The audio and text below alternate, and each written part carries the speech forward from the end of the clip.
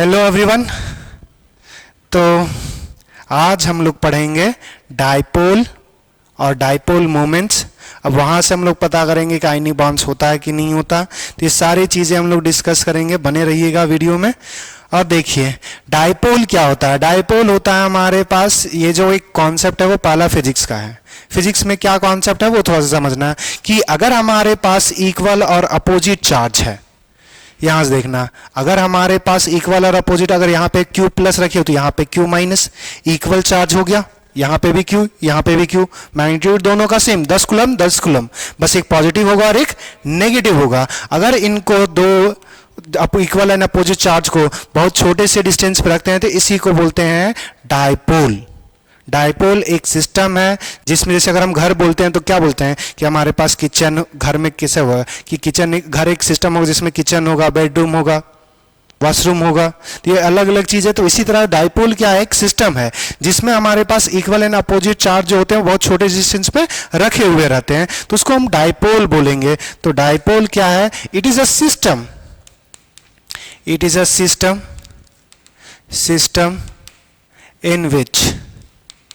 in which two equal and opposite charge are kept in a small distance। अब यहां से आपको समझ में आ गया डाइपोल क्या होता है कि हमारे पास दो इक्वल एंड अपोजिट चार्ज को बहुत छोटे डिस्टेंस में रख देंगे तो वही हमारे पास डाइपोल है। अभी डाइपोल फिजिक्स का कॉन्सेप्ट है, फिर यहां पे काहे लगा रहे हैं, यहां पे क्यों लगा रहे हैं कि इसी चीज को थोड़ा सा समझना कि अगर हमारे पास यहां पे हाइड्रोजन है और ये हाइड्रोजन बॉन्ड्स बनाया हुआ है क्लोरीन के साथ, HCl मॉलिक्यूल्स है, HCl तो केमिकल केमिस्ट्री है।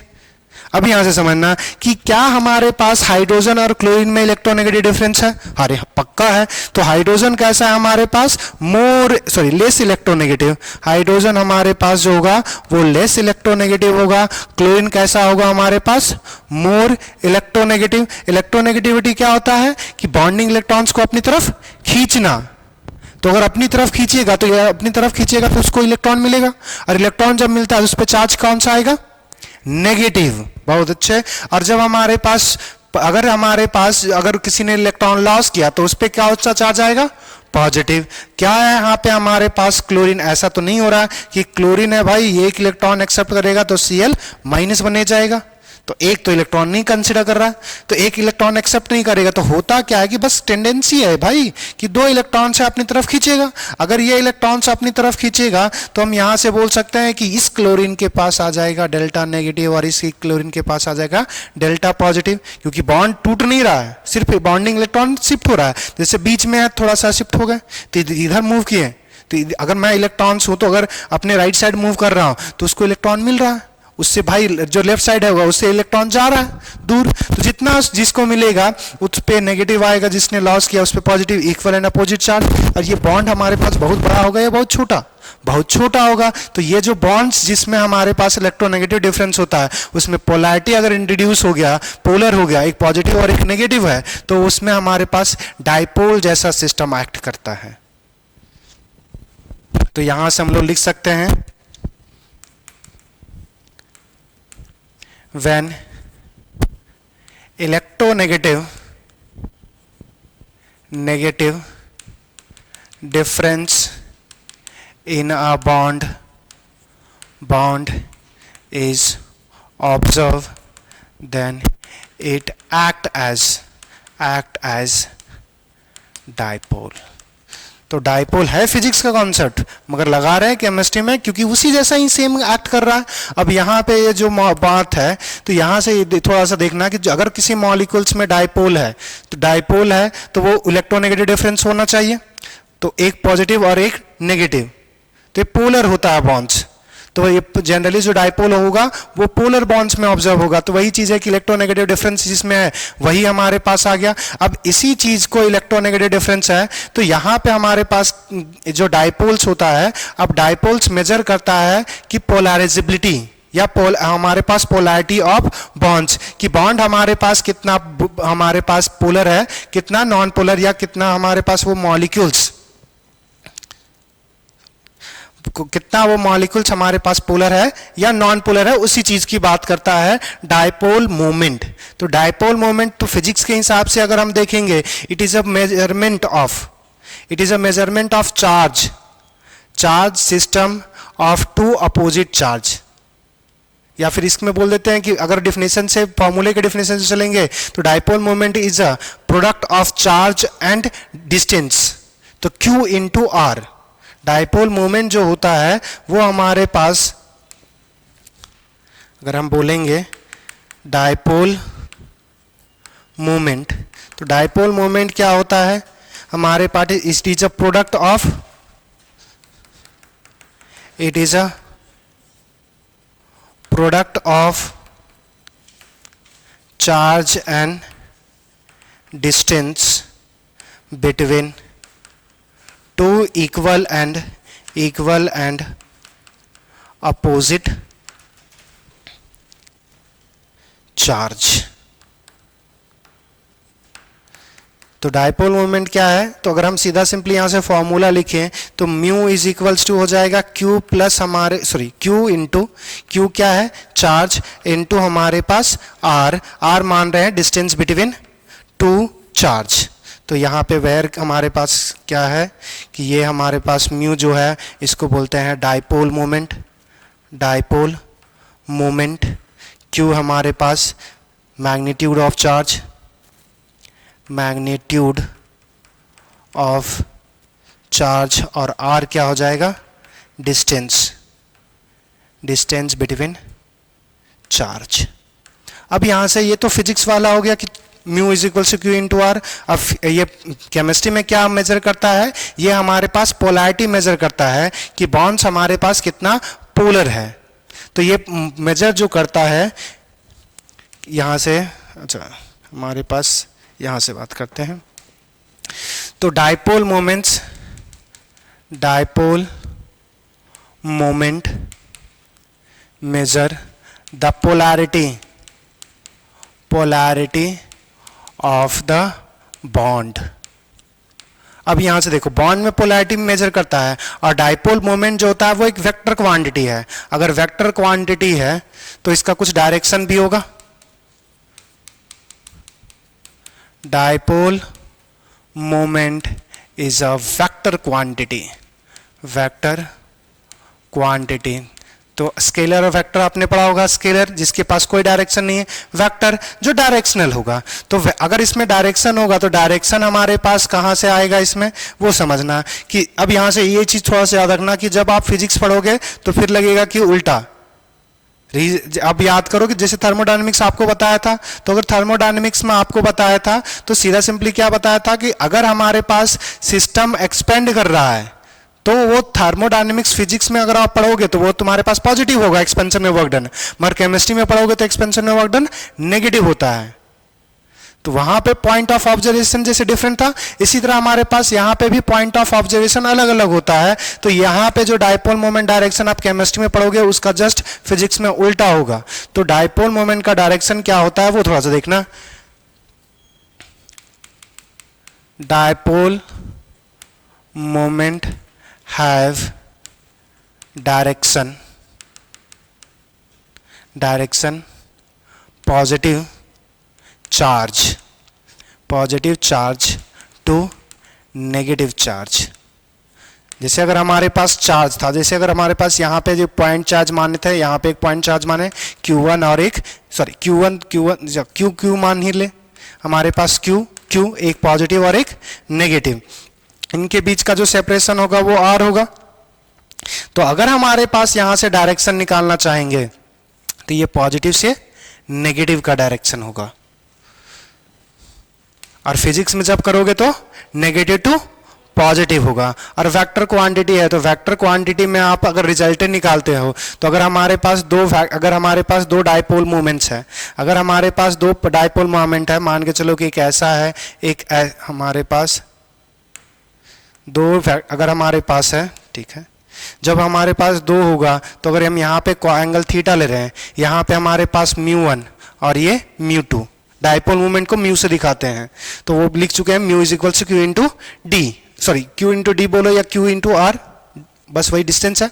अब यहाँ से अगर हमारे पास यहाँ से रिजल्टेंट निकालोगे, म्यू रिजल्टेंट बराबर आपने पढ़ा होगा म्यू वन का स्क्वायर प्लस म्यू टू का स्क्वायर प्लस 2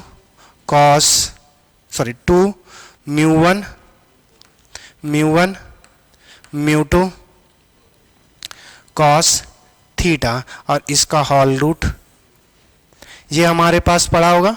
तो इतना हमारे पास दिमाग नहीं लगाएंगे, ये कैलकुलेशन जो आएगा वो फिजिक्स में आएगा। हमारे पास सिर्फ अभी छोटा छोटा सिंपल सी बात करेंगे और वहां से आंसर निकालेंगे। अब यहां से जो देखो, अगर किसी मॉलिक्यूल्स में 2 डायपोल हुआ तो वेक्टर रिजल्टेंट निकालोगे। अब यहां से हमारे पास देखना कि अब यहां से एक आता है पोलर और नॉन पोलर का कॉन्सेप्ट, कि मॉलिक्यूल्स पोलर है, मॉलिक्यूल्स नॉन पोलर है। तो मॉलिक्यूल्स का अगर मॉलिक्यूल्स है तो मॉलिक्यूल्स में एक या एक से ज्यादा बॉन्ड पॉसिबल हो सकता है। बॉन्ड हमारे पास अगर बॉन्ड पोलर है तो मॉलिक्यूल पोलर हो कोई जरूरी नहीं है। बॉन्ड पोलर हो या ना हो उससे हमारे पास मॉलिक्यूल्स की पोलैरिटी डिसाइड नहीं होती है। अगर ओवरऑल जितने भी हमारे पास बॉन्ड्स पोलर है उसका ओवरऑल रिजल्टेंट निकालेंगे, और रिजल्टेंट जब निकालेंगे तो उस केस में हमारे पास अगर वो डायपोल मोमेंट जो आया वो अगर जीरो आ गया तो वो क्वांटिटी, अगर जीरो आ गया तो वो हमारे पास नॉन पोलर, अगर हमारे पास वो जीरो नहीं आया तो पोलर। वो बॉन्ड हमारे पास पोलर है या नहीं है इससे मॉलिक्यूल्स को कोई लेना देना नहीं है। तो यहां से दूसरी बात यहां से समझेंगे, if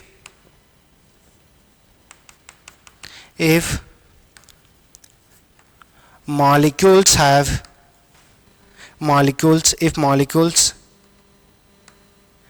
net dipole moment is non-zero, then molecule is polar। और दूसरा, if molecules net dipole moment is zero, then molecule is non-polar। कहने का मतलब है कि पोलर अगर हमारे पास है तो पोलर होगा तो उस केस में क्या आ जाएगा, म्यू जो हमारे पास नेट होगा वो हमारे पास जीरो के बराबर नहीं होगा। अगर हमारे पास नॉन पोलर की अगर हम बात करेंगे तो उस केस में जो म्यू नेट होगा वो हमारे पास जीरो के बराबर होगा। बॉन्ड की पोलैरिटी है या नहीं है उससे कोई लेना देना नहीं है, ओवरऑल हमें कंपेयर करना है। जैसे अगर हम 2-3 स्ट्रक्चर्स की हम बात करें, जैसे यहां से समझना, अगर हमारे पास BF2 मॉलिक्यूल्स है, अगर हमारे पास BF2 मॉलिक्यूल्स है तो BF2 मॉलिक्यूल्स हमारे पास कैसा होगा, लीनियर होगा।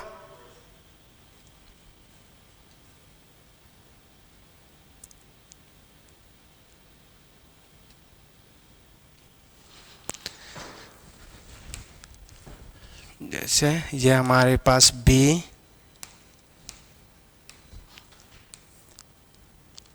कलर चेंज कर लेते हैं,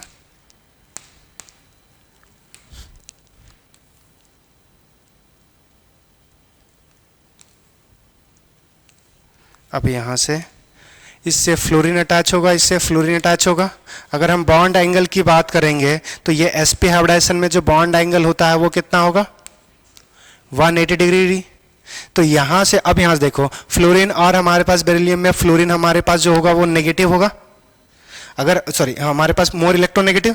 तो यहां से इलेक्ट्रॉन जो आएगा वो हमारे पास इस पे जो ये चार्ज आएगा वो डेल्टा माइनस, इस पे हमारे पास आएगा डेल्टा प्लस, यहाँ पे डेल्टा माइनस होगा। अगर हमारे पास साइन की अगर बात करें तो negative to positive to negative जाना है, पॉजिटिव टू नेगेटिव। यहाँ पे हमारे पास पॉजिटिव टू, इधर भी हमारे पास जो साइन हमारे पास जो होगा वो पॉजिटिव टू नेगेटिव। यहाँ पे भी दोनों डाइपोल मोमेंट्स का जो साइन हमारे पास, अगर μ1 इधर है μ2 इधर है, दोनों के बीच का एंगल 180 डिग्री। 180 डिग्री जब हम यहाँ से इस फॉर्मूले में पुट करोगे, यहाँ पे 180 डिग्री पुट करोगे तो ये हमारे पास क्या दे देगा, -1 देगा। -1 देगा तो ये μ1 क्योंकि दोनों ही फ्लोरीन वाला ही देगा। तो ये अगर हमारे पास ये 2 times of μ1, 2 times sorry square हमारे 2 टाइम्स ऑफ μ1 या μ2 दोनों एक ही चीज है, म्यू का स्क्वायर आएगा तो ये हमारे पास -2 टाइम्स ऑफ μ1 और μ2 वही चीज स्क्वायर ही आ जाएगा। दोनों आइडेंटिकल है तो ओवरऑल हमारे पास 0। तो यहां से सीधा समझना कि अगर मॉलिक्यूल सिमेट्रिकल है, उसमें कुछ सिमेट्री है, तो वो हमारे पास नेट डाइपोल मोमेंट 0 देता है। तो यहां से अगर हम कंसिडर करे थे कि ये μ1 हमारे पास होगा, ये हमारे पास इधर μ2, सॉरी यहाँ पे भी μ1 ही आ जाएगा, दोनों तो सेम ही बॉन्ड्स है। अगर सेम ही बॉन्ड है तो 180 डिग्री, तो इस केस में जो म्यू नेट आएगा वो हमारे पास क्या आ गया 0। तो ये मॉलिक्यूल्स कैसा है हमारे पास, ये मॉलिक्यूल जो होगा हमारे पास, मॉलिक्यूल जो है वो बोल सकते हैं ये नॉन पोलर होगा, नॉन पोलर। और ये जो बॉन्ड्स है वो पोलर है या नॉन पोलर, बॉन्ड पोलर है, मॉलिक्यूल्स नॉन पोलर है। तो क्या इसमें कोई रिलेशन है, नहीं है भाई। तो ये चीज याद रखना, if molecules have a polar bond then it's may be polar और नॉन पोलर मॉलिक्यूल्स, ये पोलर भी हो सकता है और नॉन पोलर भी मॉलिक्यूल्स हो सकता है। दूसरा आप यहां से समझे, और दूसरा देखना, ये तभी हमारे पास जब होगा जब दोनों सेम ही सराउंडिंग एटम्स हो। दूसरा एक और भी देखो, जैसे अगर हम CH4 की बात करें, अगर हमारे पास CH4 की बात करें तो कार्बन CH4 के केस में हमारे पास टेट्राहेड्रल होगा। तो अगर हम टेट्राहेड्रल ज्योमेट्री अगर बनाएंगे तो हमारे पास जो बॉन्ड एंगल होगा वो 109 डिग्री होगा। और थोड़ा सा अगर हम फिजिक्स आपको लेके चले तो जब हमारे पास जब मॉलिक्यूल्स के बीच अगर हमारे पास जो फैक्टर क्वांटिटी है तो उसका रिजल्टेंट निकालते थे पैरेललोग्राम से, सेम काम यहाँ करेंगे। जैसे देखो यहाँ से अगर CH4 बांध करेंगे तो यहाँ पे हाइड्रोजन, यहाँ पे हाइड्रोजन, यहाँ पे हाइड्रोजन। और अगर हमारे पास डाइपोल मोमेंट का यहाँ पे अगर साइन की अगर हम बात करें तो carbon more electronegative than hydrogen, polling scale में 2.1 होता है और इसका 2.5 होता है, तो ये मोर इलेक्ट्रोनेगेटिव है। तो यहाँ पे हमारे पास आ जाएगा डेल्टा नेगेटिव और इनमें आ जाएगा delta positive, delta positive, delta positive, ये डेल्टा पॉजिटिव। अब हमारे पास अगर यहां से हम डायरेक्शन दें तो ये पॉजिटिव टू हमारे पास क्या होगा negative, positive to negative, positive to negative, हमारे पास पॉजिटिव टू नेगेटिव। हर एक बॉन्ड एंगल हमारे पास 109 डिग्री 28 मिनट्स होगा। अब यहां से देखो, अगर हमारे पास ये दोनों के बीच का एंगल अगर हमारे पास पता है तो इन दोनों का रिजल्टेंट निकालेंगे, फिर इन दोनों का रिजल्टेंट निकालेंगे, दोनों के बीच एंगल सेम, ये दिख रहा है दोनों अपोजिट की ओर है। तो इन दोनों का जो रिजल्टेंट अगर हमारे पास इधर आएगा तो इन दोनों का रिजल्टेंट इधर आएगा, वो एक दूसरे के एग्जैक्टली 180 डिग्री पे आएगा। अगर दोनों का एक 180 डिग्री पे आ जाएगा तो इस केस में भी हमारे पास म्यू जो ऑब्जर्व होगा वो क्या होगा 0 होगा। तो जब भी मॉलिक्यूल्स में सेंट्रल एटम से सराउंडिंग एटम्स अगर सेम लगे हों या फिर कुछ नहीं, आपको डाइपोल मोमेंट्स निकालना है और देखना है मॉलिक्यूल्स अगर उसका नेट डाइपोल मोमेंट अगर 0 आ गया तो वो पोलर है, अगर 0 नहीं आया तो वो उल्टा बोल दिया, 0 आएगा तो पोलर नॉन पोलर होगा, अगर हमारे पास 0 नहीं आया तो हमारे पास वो पोलर होगा। अब यहां से आपको करना क्या है कि यहां पे कुछ क्वेश्चंस लिखे हुए हैं, आपको डिसाइड करना है कि किस केस में हमारे पास डाइपोल मोमेंट ज्यादा होगा और किस केस में कम होगा। अच्छा एक और चीज कि हमारे पास वापस ले जाते हैं, डाइपोल मोमेंट जो होता है ना वो आयनिक बॉन्ड्स को आयनिक कैरेक्टर पता करने के लिए भी यूज किया जाता है कि उस बॉन्ड्स में कितना परसेंटेज आयनिक कैरेक्टर है, ये भी पता करने के लिए यूज किया जाता है। तो उसका फॉर्मूला थोड़ा सा देखना,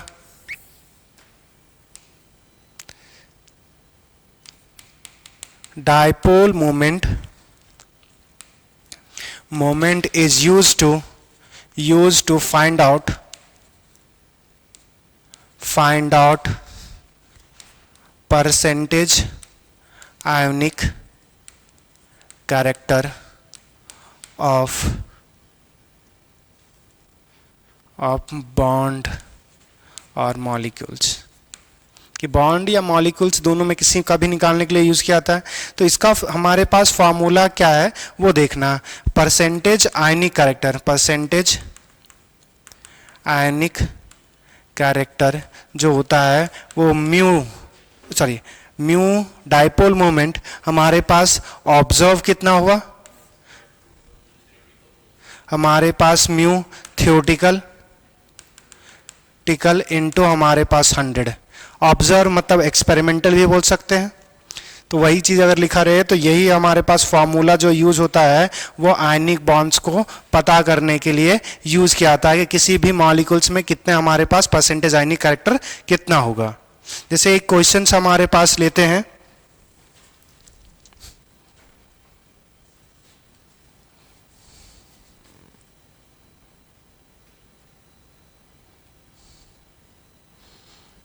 एक छोटा सा है हमारे पास दिया हुआ है HBr। HBr के केस में आपको पता करना है आयनिक कैरेक्टर कितना होगा, और आपके पास दिया हुआ है कि जो म्यू एक्सपेरिमेंटल है वो दे दिया हुआ है आपके पास 1.03 डेप्थ, और हमारे पास जो दूसरा दे दिया हुआ है, ठीक है, ऑब्जर्व हम एक्सपेरिमेंटल दे दिया हुआ है, आपके पास बॉन्ड लेंथ दे दिया हुआ है, बॉन्ड लेंथ जो दे दिया हुआ है 1.27 एंगस्ट्रॉम दे दिया हुआ है, ठीक है, और हमारे पास कुछ और चार्ज दे दिया हुआ है, हमारे पास चार्ज ऑन एटम, हमारे पास चार्ज दे दिया हुआ है कि कितना चार्ज जनरेट होगा, हाइड्रोजन पे प्लस और ब्रोमीन पे नेगेटिव आएगा, तो वो चार्ज जो हमारे पास दे दिया हुआ है वो दे दिया हुआ है वह 4.8 इंटू 10⁻10। तो यहाँ से अगर हम निकालना चाहेंगे डायपोल, अगर हमारे पास परसेंटेज आयनिक कैरेक्टर अगर निकालना चाहेंगे तो हमारे पास ऑब्जर्व का वैल्यू दे दिया हुआ है, हमारे पास अगर हमारे पास यहाँ से परसेंटेज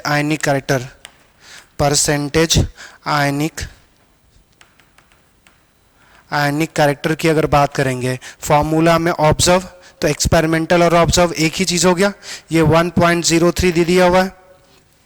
अब हमारे पास जो दूसरा हमारे पास और क्या क्या दिया हुआ था 1.03, अच्छा बॉन्ड लेंथ हमारे पास चार्ज दे दिया हुआ, देखो डायपोल मोमेंट थियोटिकल, तो डायपोल मोमेंट जो होगा वो म्यू इंटू आर होगा, आर क्या है बॉन्ड डिस्टेंस ही होगा, तो हमारे पास चार्ज दे दिया हुआ है 4.8 इंटू 10⁻10, हम क्यू सॉरी हमने म्यू लिख दिया,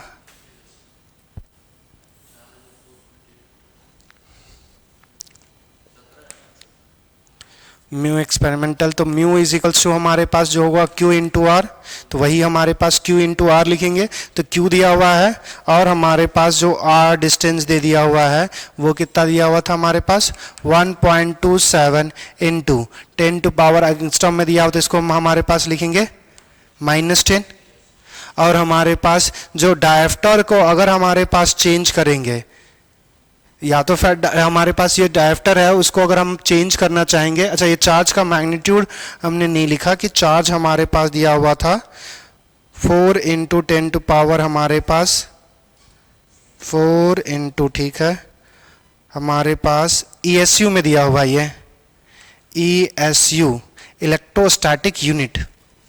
अब यहाँ से एक छोटा सा बात समझ लेना, ये डायपोल में हमने बताया, यहाँ पे नहीं लिखा हुआ ना, यहाँ से समझ लीजिए, अच्छा इससे भी पहले बताया है, यहाँ पे जो mu is equals to Q into R लिखा हुआ है, तो जो हमारे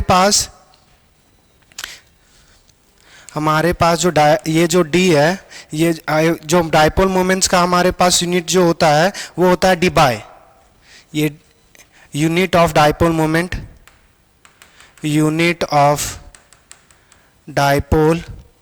मोमेंट जो होगा वो होता है डीबाई, और इसको कैपिटल डी से इंडिकेट करते हैं, तो डी का जो हमारे पास वैल्यू होता है वो 1D का जो वैल्यू होगा वो 10⁻18 ESU, हाँ -18 सॉरी, ESU सेंटीमीटर होगा, ये CGS में हो गया। SI में अगर हम चेंज करेंगे तो ये आ जाएगा हमारे पास 3.3 इंटू 10⁻30, 10 नहीं आएगा 30 आएगा, हमारे पास कूलम मीटर,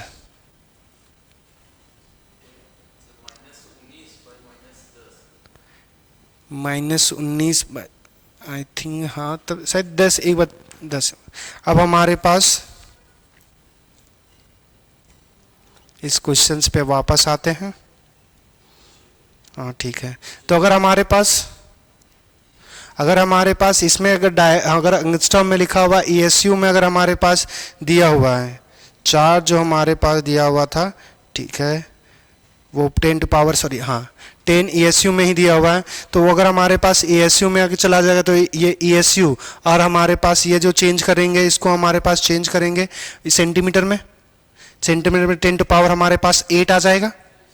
अब 8 आ जाएगा तो यहाँ से हमारे पास बॉन्ड लेंथ था चार्ज इतना आ गया, 4 × 10⁻10 और यहाँ पे हमारे पास ये 10 नहीं लिखेंगे 8 लिखेंगे, तो ये हमारे पास 1 जो यूनिट मल्टीप्लाई करेंगे वो हमारे पास 10⁻18 वाला ये टर्म्स आ जाएगा।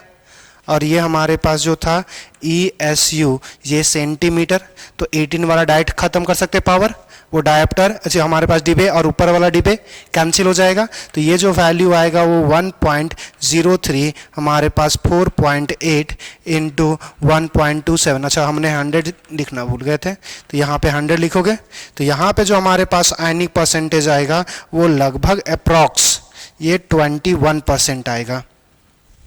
तो अभी यहाँ से एक पहले भी हम लास्ट लेक्चर में भी बता चुके हैं, अगर किसी मॉलिक्यूल्स में देखो HF क्या आयनिक मॉलिक्यूल्स है नहीं। अब देखो अगर हमारे पास 50 से अगर कम है 50 से कम है आयनिक कैरेक्टर तो वो कोवैलेंट कराता है, 50 से अगर ज़्यादा हो जाएगा तो वो आयनिक कहलाएगा। और कोई भी ऐसा मॉलिक्यूल्स नहीं है जिसमें हमारे पास आयनिक कैरेक्टर 100% आ जाए और कोवैलेंट कैरेक्टर 100% आ जाए। हमारे पास सबके पास आयनिक कैरेक्टर होता है, सबके पास कोवैलेंट कैरेक्टर होता है, जिसमें हमारे पास प्रीडोमिनेंटली जो कैरेक्टर होगा उसी पे हम लोग डिस्कस कर देते हैं। तो जब हमारे पास ज़्यादा आयनिक कैरेक्टर तो मॉलिक्यूल्स आयनिक, अगर कोवैलेंट कैरेक्टर ज़्यादा तो वो मॉलिक्यूल्स कोवैलेंट। अब यहाँ से हमारे पास कुछ कुछ मॉलिक्यूल्स दिया हुआ है, अब इसमें हमारे पास बात करेंगे। अच्छा यहाँ से थोड़ा सा कि डायपोल मोमेंट्स कंपेयर करने से पहले, डायपोल मोमेंट कंपेयर करने से पहले एक छोटा सा चीज़ है वो देखिएगा। हाँ ठीक है, ये हमारे पास अगर हम डायपोल मोमेंट बराबर mu is equals to Q into हमारे पास आर रहा, तो अगर हमारे पास क्यू इंक्रीज करेंगे मतलब चार्ज इंक्रीज करेंगे तो ये हमारे पास डायपोल मोमेंट को भी क्या कर देगा, इंक्रीज करेगा।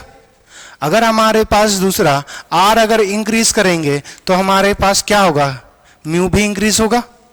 और दूसरा कि अगर हमारे पास इलेक्ट्रोनेगेटिव डिफरेंस इंक्रीज होगा तब भी हमारे पास जो म्यू होगा वो इंक्रीज होगा, क्योंकि इलेक्ट्रोनेगेटिव डिफरेंस अगर आ गया तो मॉलिक्यूल ज़्यादा पोलर हो जाएगा, उस पर चार्ज ज़्यादा आएगा।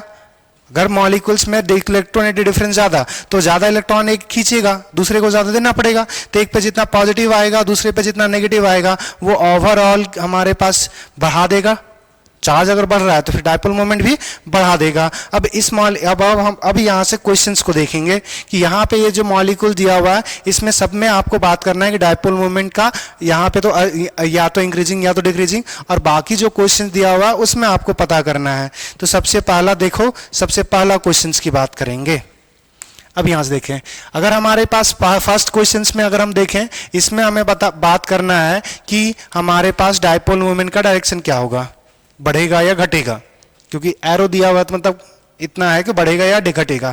अब देखो हमारे पास देखो तो अगर हम बात करें दो चीज, बॉन्ड लेंथ की बात करेंगे तो ये हमारे पास बढ़ रहा है, और दूसरा अगर हम चार्ज की या इलेक्ट्रोनेगेटिव डिफरेंस की बात करेंगे तो वो घट रहा है। अब हमारे पास चार्ज है जो घट रहा है और डिस्टेंस बढ़ रहा है, तो किसको मानेंगे, क्योंकि चार्ज घटेगा तो डायपोल मोमेंट घटेगा, डिस्टेंस अगर हमारे पास बढ़ेगा डायपोल मोमेंट बढ़ेगा। तो हमारे पास जब दोनों फैक्टर्स हो, जब चार्ज और हमारे पास जब ऐसा केस हो कि जब म्यू जब हमारे पास जो हो वो क्यू नहीं, अगर चार्ज हमारे पास घटेगा, अगर हमारे पास चार्ज घटेगा तो वो म्यू घटा देगा ना। हाँ तो बढ़ेगा तो घटेगा तो घटेगा, आर बढ़ेगा तो म्यू भी बढ़ेगा। क्या यार, क्यू अगर हमारे पास घटेगा और हमारे पास दूसरा की आर अगर बढ़ेगा तो एक हम दो का प्रोडक्ट है, क्यू और आर दोनों में से कोई भी बढ़ेगा तो बढ़ा देगा, तो ये बढ़ाने के लिए सपोर्ट करेगा और ये घटाने के लिए सपोर्ट करेगा। तो इस केस में जो डोमिनेटिंग फैक्टर होता है वो हमारे पास होगा चार्ज, अगर चार्ज हमारे पास घटा रहा है और हमारे पास डिस्टेंस बढ़ रहा है तो जो मेन फैक्टर होता है वो चार्ज होता है कि चार्ज जितना ज़्यादा होगा उतना ज़्यादा डाइपोल मोमेंट होगा। तो अब इस क्वेश्चंस पे वापस आना है। तो यहाँ पे डिस्टेंस से पहले कौन देखेंगे? चार्ज देखेंगे। चार्ज जो होगा वो इलेक्ट्रोनेगेटिव डिफरेंस के डायरेक्टली प्रोपोर्शनल होगा। इलेक्ट्रोनेगेटिव डिफरेंस हमारे पास बोल सकते हैं कि इस केस में जो इलेक्ट्रोनेगेटिव डिफरेंस है वो हमारे पास घट रहा है तो चार्ज का अमाउंट हमारे पास क्या होगा? घटेगा। तो म्यू भी हमारे पास घटेगा। चलो अब दूसरे क्वेश्चंस पे हैं। यहां पे हमारे पास सेकंड नंबर पे क्वेश्चंस पे आते हैं। इस सेकंड में बात करेंगे। अब इसमें अगर बात करोगे तो यहां से गौर से देखना, इलेक्ट्रोनेगेटिव डिफरेंस वो क्या हो रहा है? घट रहा है। यहां देखो हाइड्रोजन सब में है। Central item fluorine, oxygen, nitrogen. Fluorine का हमारे पास पॉलिंग स्केल में 4, ऑक्सीजन का 3.5, हमारे पास नाइट्रोजन का 3। तो अगर हमारे पास और हाइड्रोजन का जो होता है वो 2.1 या 2.2 के आसपास भी ले सकते, कभी कभी ले लेते हैं 2.1। तो सबसे ज्यादा इलेक्ट्रोनेगेटिव हाइड्रोजन फ्लोराइड में। तो ये इलेक्ट्रोनेगेटिव घट रहा है तो हमारे पास चार्ज भी क्या होगा? घटेगा। और चार्ज घटेगा तो डाइपोल मोमेंट भी घटेगा। अब यहां से बात करेंगे NH3 और NF3 में। अगर हम NH3 और NF3 में बात करेंगे तो यहां पे हमारे पास क्या इंपैक्ट पड़ेगा? तो एक तो हम आंसर दे सकते हैं कि हमारे पास पहला कि जब ऐसा क्वेश्चन शायद पहला तो इलेक्ट्रोनेगेटिव डिफरेंस किस में होगा? कार्बन हाइड्रोजन में ज्यादा होगा। मगर प्रॉब्लम है कि यहाँ पे हमारे पास जो है वो वेक्टर क्वांटिटी है। वेक्टर क्वांटिटी तो हमारे पास जो डायरेक्शन होगा, अच्छा यहाँ पे हमने डायरेक्शन मेंशन किया है कि अगर हमारे पास जो डायरेक्शन होगा वो नेगेटिव टू पॉजिटिव होगा। दूसरा एक याद रखना कि dipole moment have direction positive to negative. अगर हमारे पास लोन पेयर और बॉन्ड हो तो लोन पेयर हमारे पास कंसिडर किया जाता है नेगेटिव। अगर हमारे पास एक चीज यहां पे भी लिख देते हैं कि अगर लोन पेयर है और हमारे पास सेंट्रल आइटम है, क्योंकि लोन पेयर किससे कनेक्टेड होगा? सेंट्रल आइटम पे। तो लोन पेयर को डेल्टा नेगेटिव कंसिडर किया जाता है, सेंट्रल आइटम को डेल्टा पॉजिटिव कंसिडर किया जाता है।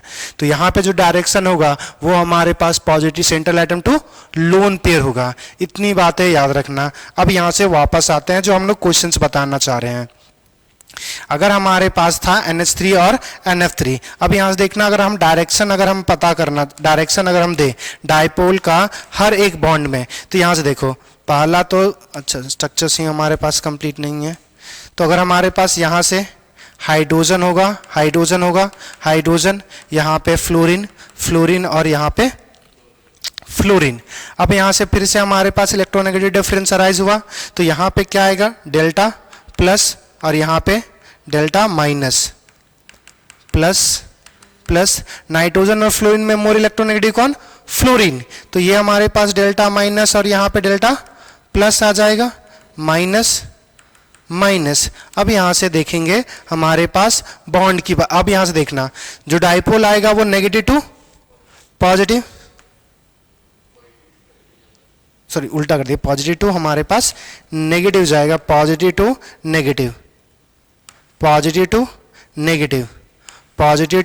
नेगेटिव। और अभी हमने बात किया सेंट्रल आइटम और लोन पेयर के बीच होगा तो सेंट्रल आइटम से लोन पेयर को नेगेटिव मानते हैं कुछ।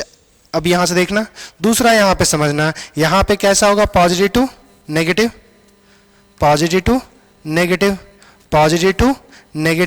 ऊपर नेगेटिव है, सॉरी हमारे पास ये पॉजिटिव टू नेगेटिव। अब यहां से समझना, ये देखो नीचे से ये जो फोर्स है, अगर डाइपोल मोमेंट की बात करें तो नीचे से हमारे पास ऐसा लग रहा है कि ऊपर की ओर बढ़ रहा है और ऊपर वाला हमारे पास सेम ही काम कर रहा है। जैसे अगर हम नीचे से धक्का दे रहे हैं तो ये ऊपर से खींचने का काम कर रहा है, नीचे से अगर धक्का दे रहे तो ऊपर से खींचने का काम कर रहा है। दूसरा यहां से ऐसा लग रहा है कि नीचे कोई खींच रहा है और ऊपर भी कोई खींच रहा है। तो यहां पे हमारे पास डाइपोल मोमेंट दोनों केस में 0 नहीं होगा, मगर इस केस में ज्यादा होगा क्योंकि एक ही डायरेक्शन में है, यूनि डायरेक्शन, और ये यहाँ पे एक डायरेक्शन से ज्यादा है।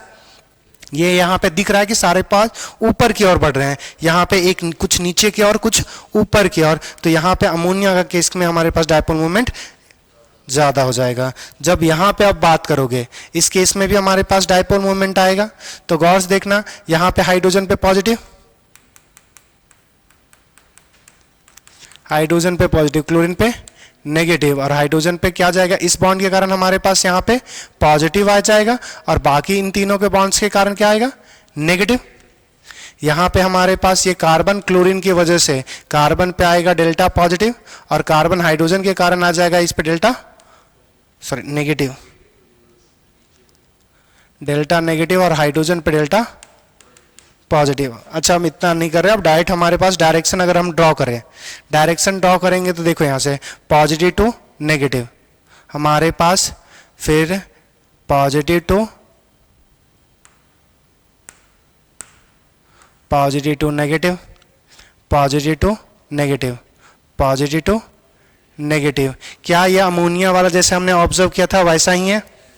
दूसरा, अब इस पे आ जाना, positive to negative, positive to negative, positive जो आएगा ये हाइड्रोजन पॉजिटिव रहेगा, तो ये पॉजिटिव से हमारे पास नेगेटिव, पॉजिटिव टू नेगेटिव। देखो अभी ये यहाँ पे एक बॉन्ड बस स्विच हो गया, तो यहाँ जितना होना चाहिए था इससे कम हो जाएगा। अब दूसरा भी यहाँ पे समझना, यहाँ पे हमारे पास क्या होगा, ये क्लोरीन जो होगा वो नेगेटिव और ये पॉजिटिव, तो नेगेटिव टू पॉजिटिव, उल्टा हमने कर दिया।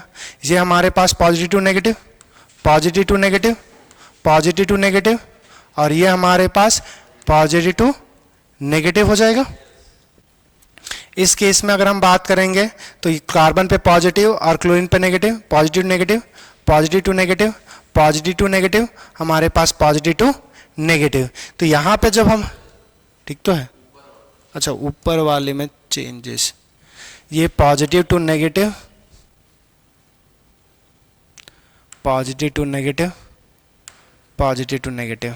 अब जब यहाँ पे हम ऑब्जर्व करते हैं तो हमें क्या ऑब्जर्व होता है कि इसमें सबसे ज़्यादा होगा, उसके बाद इसमें, उसके बाद इसमें, और ये तो हमारे पास म्यू जो आ जाता है इस केस में 0 आ जाएगा। देखो सारे बॉन्ड आइडेंटिकल, टेट्राहेड्रल है, हर एक बॉन्ड एंगल 109 डिग्री, 28 मिनट, तो सारा बॉन्ड ही हमारे पास 0 आ जाएगा। अब इस केस में अगर हम बात करेंगे NH3, NCl3, NBr3, NI3, तो यहाँ पे अगर आप क्या नहीं, इसमें भी हमारे पास स्ट्रक्चर्स ड्रॉ करते हैं, और स्ट्रक्चर्स ड्रॉ करोगे तो वहाँ से देखना कि जो सबसे ज़्यादा जो हमारे पास डाइपोल मोमेंट आएगा वो हमारे पास आता है NH3 का, उसके बाद NI3 का, उसके बाद जो आएगा Br, उसके बाद Cl, और उसके बाद F2 का आता है। रीजन वही आ जाता है कि अगर हम NH3 की बात करेंगे तो बॉन्ड लेंथ भी ठीक ठाक होता है, इलेक्ट्रोनेगेटिव डिफरेंस भी, मगर इनमें जो कार्बन हाइड्रोजन, नाइट्रोजन हाइड्रोजन और नाइट्रोजन हैलोजन के बीच इलेक्ट्रोनेगेटिव डिफरेंस कम होगा। अगर इलेक्ट्रोनेगेटिव डिफरेंस कम होगा तो चार्ज कम होगा, और चार्ज कम होगा तो डाइपोल मोमेंट भी हमारे पास कम, तो सबसे ज्यादा जो हो जाता है वो 1 का होगा इस केस में। इस केस में जो हमारे पास जो ऑर्डर आएगा, इस केस का जो ऑर्डर होगा वो सबसे ज्यादा 1 का आएगा, उसके बाद फिर आ जाएगा 4। रीजन क्या है कि यहां पे इलेक्ट्रोनेगेटिव डिफरेंस सबसे ज्यादा होगा नाइट्रोजन और आयोडीन का, नाइट्रोजन फ्लोरीन सबसे ज्यादा, अच्छा नाइट्रोजन फ्लोरीन नहीं लिखा हुआ है, अरे electronegative difference down the group hydrogen की इलेक्ट्रोनेगेटिविटी क्या होती है, घटती है। अगर घटेगी तो यहां पे दोनों ही ज्यादा है तो डिफरेंस कम आएगा। यहाँ पे इधर हमारे पास अगर NF3 करेंगे तो वो हमारे पास नाइट्रोजन फ्लोरीन की इलेक्ट्रोनेगेटिविटी सबसे ज्यादा होगी, मगर दोनों में डिफरेंस जो होगा वो सबसे कम होगा। तो हमारे पास सबसे जो इसमें जो आंसर हमारे पास आएगा, इसको डायरेक्ट ही कर देते हैं ना, सबसे ज्यादा जो हमारे पास आएगा वो NH3 का आएगा, उसके बाद NI3 का आएगा, उसके बाद NBr3 का आता है, उसके बाद NCl3 आएगा, और सबसे लास्ट में जो आएगा वो NF3। यहाँ पे रीजन वही देते हैं इलेक्ट्रोनेगेटिव डिफरेंस का। अब इसमें बात करेंगे, ये alkyl fluoride, alkyl chloride, alkyl bromide और अल्काइल आयोडाइड, यहां पे क्या होता है कि देखो यहां पे बॉन्ड लेंथ सबसे छोटा होगा, इलेक्ट्रोनेगेटिव डिफरेंस सबसे ज्यादा, कार्बन और फ्लोरीन है, कार्बन क्लोरीन और ब्रोमीन है। अरे कार्बन अगर हम कंसीडर करेंगे तो यहां पे 2.5 कंसीडर करेंगे, ये फ्लोरीन जो होगा वो हमारे पास 4 होगा, सब में 2.5 कांस्टेंट रहेगा। अगर हम यहां से बात करेंगे तो जैसे यहां पे क्लोरीन आएंगे तो 4 से कम होगा, डिफरेंस और घटते चला जाएगा। अब यहां से देखो, अगर हमारे पास सबसे ज्यादा जो इलेक्ट्रोनेगेटिव डिफरेंस होगा वो हमारे पास इस केस में इलेक्ट्रोनेगेटिव डिफरेंस जो होगा वो सबसे हाईएस्ट होगा, और हमारे पास अल्काइल आयोडाइन में इस केस में इलेक्ट्रोनेगेटिव डिफरेंस हमारे पास सबसे कम होगा। मगर अगर बॉन्ड लेंथ की बात करें, क्योंकि जब हमारे पास चार्ज बढ़ेगा इलेक्ट्रोनेगेटिव डिफरेंस सबसे ज्यादा एनएफ में, सबसे कम इसमें, तो ये डाउन द ग्रुप हमारे पास इलेक्ट्रोनेगेटिव डिफरेंस घट रहा है तो चार्ज घट रहा है, डायपोल मोमेंट बढ़ना चाहिए था। मगर दूसरा एक फैक्टर है बॉन्ड लेंथ देखो तो डाउन द ग्रुप हमारे पास बढ़ेगा। और हमने भी बात किया था कि अगर चार्ज और डिस्टेंस की बात करेंगे तो डिस्टेंस हमारे पास चार्ज ज्यादा हमारे पास डोमिनेटिंग होगा। मगर इस केस में क्या होता है कि नाइट्रोजन फ्लोराइड अल्काइल हैलाइड्स के केस में हमारे पास आरएफ से ज्यादा आरसीएल का हो जाएगा। उसके बाद हमारे पास ये घटने लगता है, क्योंकि यहाँ पे जो इलेक्ट्रोनेगेटिव डिफरेंस बहुत ज़्यादा घटता नहीं है, मगर हमारे पास बॉन्ड लेंथ बहुत ज़्यादा बढ़ जाएगा। तो यहाँ पे जो एक्चुअल जो हमारे पास आएगा वो सबसे ज़्यादा होगा वो आरसीएल का होगा, उसके बाद आरएफ का होगा, उसके बाद हमारे पास आरबी और सबसे कम जो होगा वो आर आई। तो ये जो हमारे पास डिस्टेंस और इलेक्ट्रोनेगेटिव डिफरेंस था वो सिर्फ आरएफ के लिए अप्लीकेबल नहीं होता, एचएफ में अप्लीकेबल हो जाएगा, मगर जब आरएफ की बात करेंगे तो उसमें अप्लीकेबल नहीं होता है। नेक्स्ट हमारे पास देखना, ये कुछ स्लाइड दिया हुआ है। अब जैसे देखो यहां से अगर हम डायरेक्शन पता करना चाहेंगे तो अगर हम इस सेंट्रल मानेंगे, सॉरी उल्टा हमने कर दिया, यहां पे जो हमारे पास होगा chlorine delta negative, carbon delta positive, तो ये डायरेक्शन हमारे पास यहां पे, दूसरा यहां पे, अच्छा उल्टा कर दिए हैं, हमारे पास कार्बन क्लोरीन जो होगा वो डेल्टा नेगेटिव और ये डेल्टा पॉजिटिव, यहाँ पे भी डेल्टा पॉजिटिव आ जाएगा और ये डेल्टा नेगेटिव हो जाएगा। इस केस में देखना हमें डायरेक्शन जो होगा वो negative to positive to negative, दूसरा जो होगा वो पॉजिटिव टू नेगेटिव, दूसरा इस केस में भी देखना ये पहला था ऑर्थो और ये दूसरा जो होगा वो हमारे पास मेटा है। इस केस में देखेंगे तो ये हमारे पास पारा 1,4 का जो रिलेशन होता है वो पारा होगा। अब गौर से देखना हमारे पास यहाँ पे जो बॉन्ड एंगल है, जितना ज्यादा एंगल धीरे धीरे बढ़ते जाएगा 0 से 180 तक, जैसे जैसे अप्रोच करते जाएगा डायपोल मूवमेंट एक दूसरे को कैंसिल करते जाएगा, सेम ही एटम के बीच है। तो यहां से देखना कि यहाँ पे जो थीटा है वो हमारे पास θ1 अगर हम यहाँ पे कंसिडर करते हैं, यहाँ पे ये θ1, यहाँ पे हमारे पास θ2 और यहाँ पे हमारे पास θ3, ये θ3 तो डायरेक्ट 180 डिग्री हो जाएगा। तो हम यहाँ से बोल सकते हैं तो θ1 से ज्यादा होगा वो हमारे पास θ2 होगा, θ2 से ज्यादा θ3 और θ3 तो हमारे पास 180 डिग्री हो गया। अब अगर आपको याद हो कॉस साइन जो होता है एंगल बढ़ने से उसका वैल्यू बढ़ते रहता है, और हमारे पास जो दूसरा है कॉस है वो कॉस का वैल्यू बढ़ने से एंगल बढ़ने से वैल्यू उसका घटता है, और घटेगा तो ये घटेगा तो जो रिजल्टेंट निकाल रहे थे μ1 स्क्वायर प्लस μ2 स्क्वायर प्लस हमारे पास 2 μ1 μ2 कॉस थीटा, तो कॉस थीटा पुट करोगे तो पहला हमारे पास सब 90 से लगभग ज्यादा होगा, कैंसिल आउट होगा। तो हमारे पास सबसे ज्यादा डायपोल, जितना बॉन्ड एंगल कम होगा उतना ज्यादा डायपोल मोमेंट, तो इसमें सबसे ज्यादा डायपोल मोमेंट होगा और इसमें इससे ज्यादा, और इस केस में तो डायपोल मोमेंट 0 ही आ जाएगा। नेक्स्ट हमारे पास पूछा हुआ है कि हमारे पास ये जो मॉलिक्यूल्स है कैन बी पोलर और नॉट, यस या नो। ये जो हमारे पास 1 2 डाई, इसको बोल सकते हैं 1 2 बेंजीन 1 2 डाइऑल, हाँ सॉरी 1,4 डाइऑल, बेंजीन 1,4 डाइऑल। तो अगर ये मॉलिक्यूल दिया हुआ है तो आपको बताना है कि पोलर होगा कि नहीं होगा। अगर वह एक झलक में देखोगे तो एक ऊपर है एक नीचे, सेम इस जैसा, मगर ये मॉलिक्यूल्स पोलर होता है। पोलर कैसे होगा उस चीज को बात करेंगे। दो स्ट्रक्चर्स आपसे जब पूछा है कि ये मॉलिक्यूल्स पोलर हो सकता है कि नहीं हो सकता, एक कंडीशन बताऊंगा जिसमें ये पोलर हो सकता है और एक कंडीशन ऐसा बताऊंगा जिसमें आपसे ये दिखेगा नॉन पोलर, OH OH, दूसरा जो है OH और यहां पे तीसरा OH। ऑक्सीजन जो बॉन्ड बनाएगा उसके पास 2 लोन पेयर होगा तो बेंड होगा, यहां पे भी आपको बेंड दिख रहा होगा, यहां पे भी बेंड, इस स्ट्रक्चर में भी बेंड और इस स्ट्रक्चर में बेंड। तो जो दोनों बेंड है वो दोनों आइडेंटिकल है, यहां पे दोनों अपोजिट पे है। तो यहां पे जब आप डायपोल मोमेंट का डायरेक्शन करोगे तो कार्बन से ऑक्सीजन मोर इलेक्ट्रोनेगेटिव, तो ये नेगेटिव और ये पॉजिटिव, तो जो डायपोल का डायरेक्शन होगा यहां पे, और carbon less electronegative, oxygen more electronegative, तो पॉजिटिव से हमारे पास नेगेटिव आ जाएगा, इधर भी पॉजिटिव से नेगेटिव, क्या ये पहला कैंसिल कर देगा?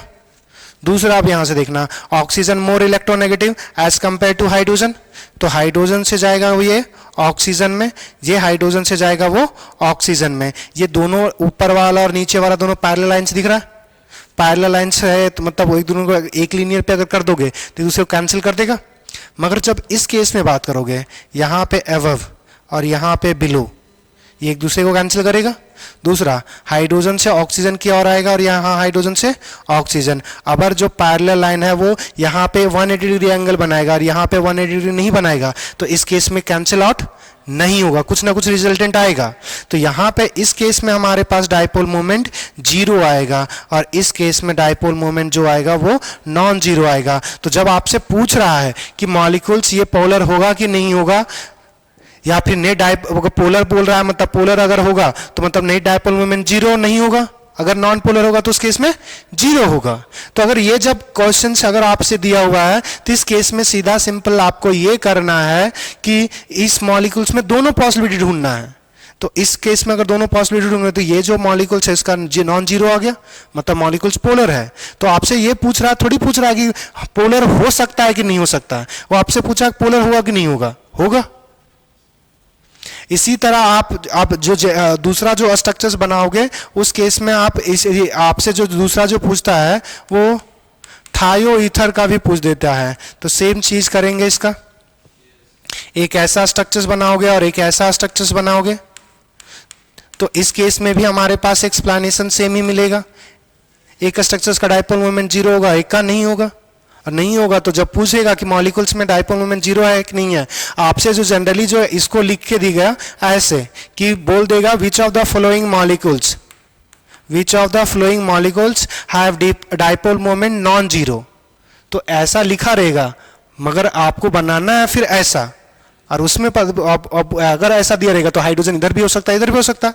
तो अगर डायपोल मोमेंट ऑब्जर्व हो रहा है तो ये वाला फिर बनाओगे स्ट्रक्चर, सॉरी अच्छा दोनों आइडेंटिकल बना दिए हमारे पास, ये स्ट्रक्चर जब बनाओगे तो आपको डायपोल मोमेंट जीरो नहीं दिखेगा।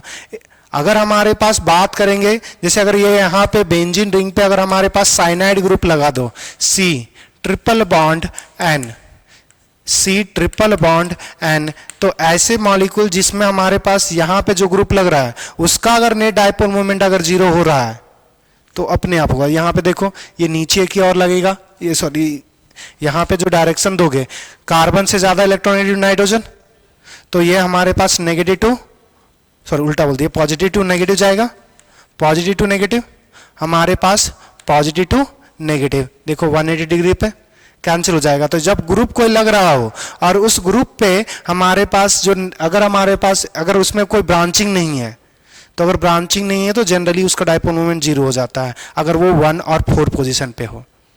तो आप इसी तरह ऐसे मॉलिक्यूल्स का डायपोल मोमेंट निकाल सकते हो और वो पता कर सकते हो मॉलिक्यूल्स पोलर है या नॉन पोलर।